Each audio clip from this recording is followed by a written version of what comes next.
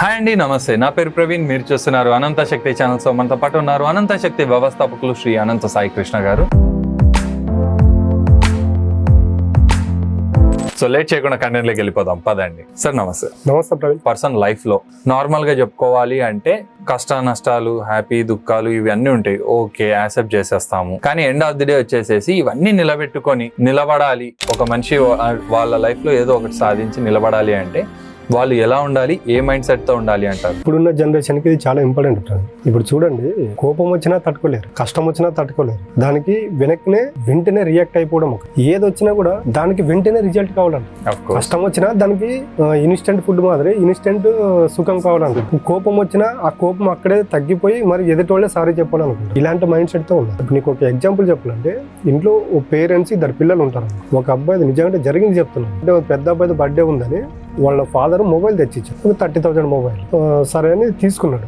Gift కి birthday రోజు gift ఇచ్చాడు. గిఫ్ట్ ఇచ్చి 2 days తర్వాత ఆ మొబైల్ వాడుతున్నాడు. ఆల్రెడీ ఇంకో మొబైల్ ఉంది వాడి దగ్గర. అంతకు ముందు చిన్న అబ్బాయి దగ్గర మొబైల్ లేదు, బట్ మిస్ అయిపోయింది, అక్కడ పోగొట్టుకున్నాడు. వాళ్ళ నాన్న ఏం చేశాడు, సర్లే వాడి దగ్గర ఒక మొబైల్ ఉంది కదా, ఈ మొబైల్ తీసుకెళ్ళి చిన్న అబ్బాయికి ఇచ్చాడు. ఇచ్చిన తర్వాత వాళ్ళ పెద్ద అబ్బాయి వచ్చి వాళ్ళ నాన్నని క్వశ్చన్ వేస్తుంది, ఆ మొబైల్ వాడికి ఎందుకు ఇచ్చావు నా మొబైల్? ఇప్పుడు ఆ మొబైల్ డబ్బు పెట్టి కొనలే, వాళ్ళ నాన్న గిఫ్ట్ ఇచ్చాడు. చిన్నోడు మొబైల్ పోగొట్టుకున్నాడు అని వానికి ఇచ్చాడు. సరే తమ్ముడే కదా, మొబైల్ పోతే పోతే ఇంకోటి ఉంది అని అనుకున్నాడా?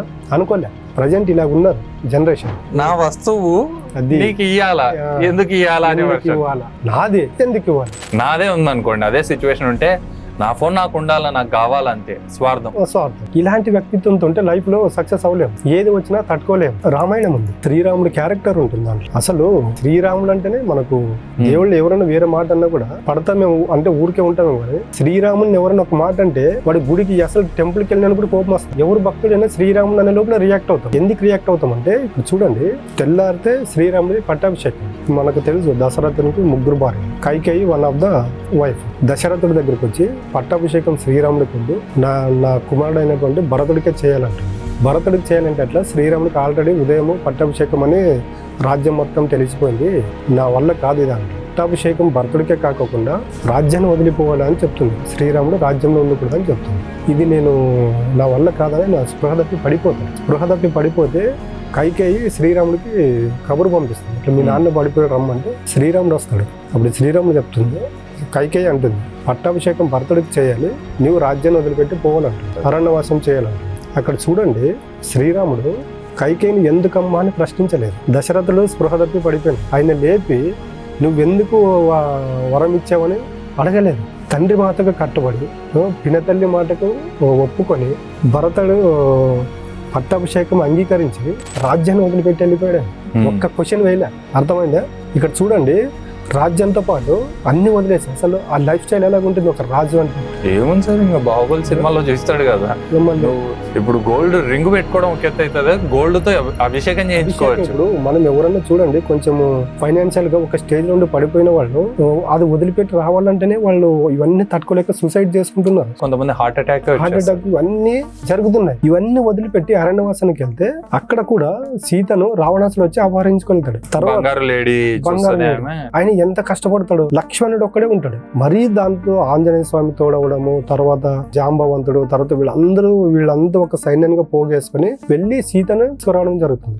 ఆ రోజు సీతను ఒక మాట అనలే, నీవు ఆ రోజు నేను మాయలేడి అని చెప్పాను, వినలేదు నువ్వు. ఆ రోజు వినింటే ఈ రోజు మనము ఇంత ఇబ్బంది మనకు కలిగేది కాదు కదని సీతను ఒక మాట అనలే. అన్ని కష్టాలు ఎదురైనా ఆయన స్వీకరించి అంగీకరించి వచ్చిన ప్రతి కష్టాన్ని సాక్షిభూతంగా చూడగలిగాడు. కాబట్టి ఈరోజు మనము మానవ జన్మ తీసుకున్న శ్రీరాముని దేవుడికి ఎందుకు పూజిస్తున్నామంటే, వచ్చిన ప్రతి దాన్ని, అది కష్టమైన నష్టమైన ఒక కుటుంబమైన ఇవన్నీ ప్రతి దాన్ని స్వీకరించి అంగీకరించి సాక్షిభూతంగా చూడగలిగాడు. కాబట్టి మనం భగవంతునిగా పూజిస్తున్నాం. ఇక్కడ మనం ఎందుకు దీనికంటే ముందు ఒకటి మాట్లాడుకున్నాం, 30,000 ఫోన్. ఇప్పుడు ఇది కామెడీ అయిపోయింది.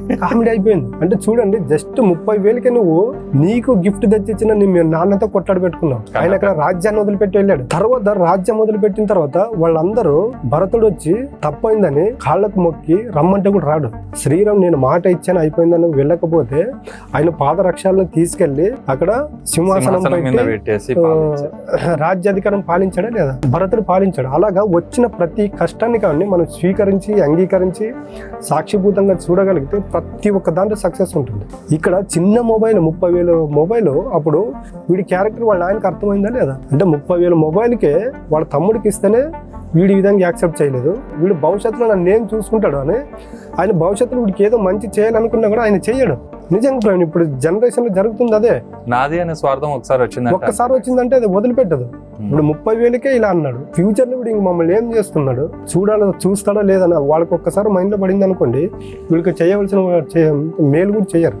కాబట్టి ఒక వ్యక్తి జీవితంలో ఏది జరిగినా కష్టం నష్టం బాధ దుఃఖం ఏది వచ్చినా కూడా స్వీకరించి అంగీకరించి సాక్షిభూతంగా నిలబడగలిగావనుకో నీకు ఖచ్చితంగా సక్సెస్ అవుతుంది. నువ్వు అదే అబ్బాయి 30,000 ఫోన్ సర్లే డాడీ ఇది నా దగ్గర ఉంది తమ్ముడికి ఇచ్చే అన్నాడు అనుకో, ఇది రేపు పొద్దున వీడికి ఏమైనా ప్రాబ్లం వచ్చినా సపోర్ట్ ఉంటారా లేదా?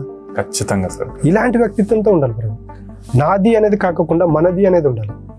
కష్టం వస్తే నాది అనుకోవాలి, ఇతరులకు కష్టం వస్తే మనది అనుకోవాలి. ఇలాంటి వ్యక్తిత్వంతో ఎప్పుడైతే ఉంటామో వచ్చిన ప్రతి సమస్యను అది ఎంత పెద్దదైనా కానీ సాక్షిభూతంగా నిలబడగలుగుతాం. అప్పుడు ఏమవుతుంది, మనది అనుకున్నప్పుడు ఏమవుతుందంటే 10 మంది మనకు తోడుగా నిలుస్తారు, లైఫ్ లో హ్యాపీగా ఉంటాం. ఇప్పుడు శ్రీరామునికి జాంబవంతుడు ఆంజనేయ స్వామి వీళ్ళందరూ ఎందుకంటే నిలబడారంటే ధర్మం. అలాగే మనం కూడా కుటుంబ ధర్మం ఎప్పుడైతే పాటిస్తామో వీళ్ళందరూ మనం వెంట ఉంటారు. ఇలాంటి వ్యక్తిత్వంతో ఉండాలి. ఇలాంటి వ్యక్తిత్వంతో ఎప్పుడైతే ఉంటామో ఈ కష్టాలు నష్టాలు బాధలు అంటే మనిషిని ఏం చేయవు, సాక్షిభూతంగా చూడగలుగుతాం. చాలా బాగా చెప్పారు సార్. సో చూసారు కదండి, మనం హ్యాపీగా ఉండాలి అంటే మన లైఫ్లో సాక్షిభూతంగా ఉండడం ఎంత ఇంపార్టెంట్ అనేది. మనిషిలాగానే పుట్టిన ఒక దేవుణ్ణి మహనీయునిగా చూసి దేవుని రూపంలో ఆరాధించే పొజిషన్లో ఉంది అంటే మన లైఫ్లో ఇంకా ఎన్ని అమేజింగ్ జరుగుతాయి అనేది ఈ వీడియో ద్వారా మీకు అర్థమైంది అనుకుంటున్నాను. సో ఈ వీడియో మీకు నచ్చినట్లయితే ఖచ్చితంగా లైక్ చేయండి. అండ్ మరీ ముఖ్యంగా ఈ వీడియో ఎవరికైనా షేర్ చేయాలనుకుంటే నిర్మోహమాటంగా షేర్ చేయండి. Thank you for watching. జై హింద్.